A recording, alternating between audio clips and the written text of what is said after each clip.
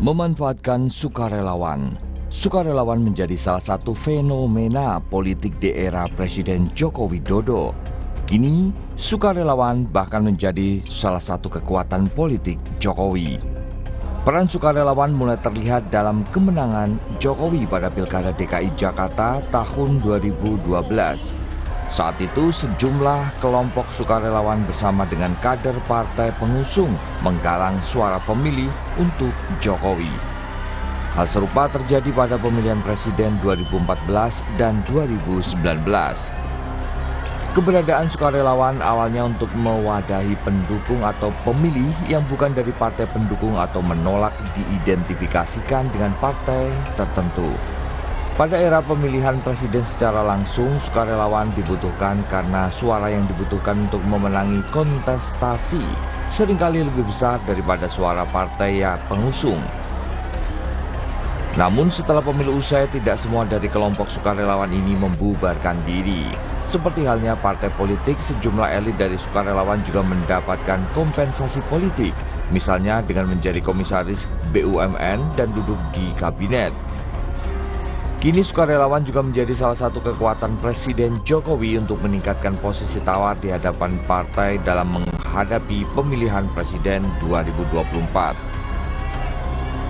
Hal ini terlihat misalnya dalam konsolidasi dua kelompok sukarelawan yang dihadiri Jokowi. Pertama adalah pembukaan rapat kerja nasional Sekretaris Nasional Seknas Jokowi, dan kedua rembuk nasional kelompok sukarelawan Solidaritas Merah Putih Solmed. Di rembuk nasional Solmed, Jokowi mempersilahkan kelompok sukarelawan pendukungnya untuk mulai memanaskan mesin politik sehingga nantinya akan lebih siap untuk memenangkan kandidat yang didukung. Sukarelawan menjadi kekuatan lain dari Jokowi di samping sosoknya sendiri.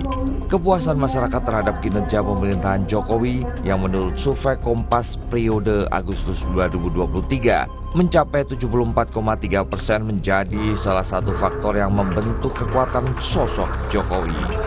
Fenomena sukarelawan ini menjadi tantangan bagi eksistensi partai. Relevansi keberadaan sukarelawan akan berkurang jika partai semakin dipercaya dan kerjanya diakui serta dirasakan masyarakat.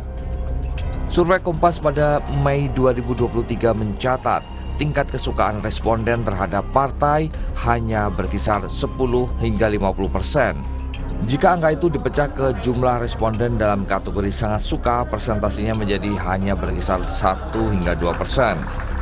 Di sisi lain, kehadiran sukarelawan semestinya tak hanya dalam politik praktis. Sukarelawan juga dibutuhkan untuk membantu masyarakat menjawab tantangan kehidupan sehari-hari.